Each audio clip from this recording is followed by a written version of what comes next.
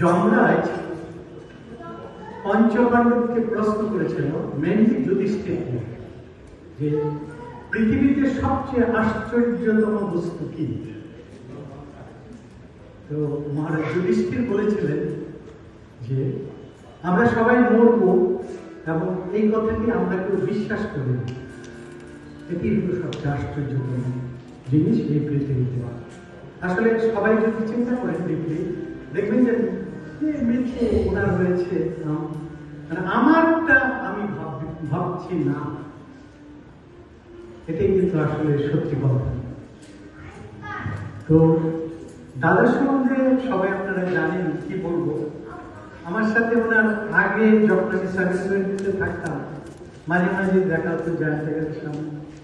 সবচেয়ে যে কথাটি মনে পড়ে সেটি হলো ওনার সার্বক্ষণিক হাসির। আর শেক্সপিয়ার বলছে যে হাসি মৃত্যুকে অস্বীকার করে। দাদা বিরাট সেলিব্রিটি ছিলেন না, কিন্তু ওনার ফিউনারালে ব্যাপক মানুষের আন্তরিক উপস্থিতি এটাই প্রমাণ করে যে সেই হাসি মুখ মৃত্যুকে আসলে অস্বীকার করে।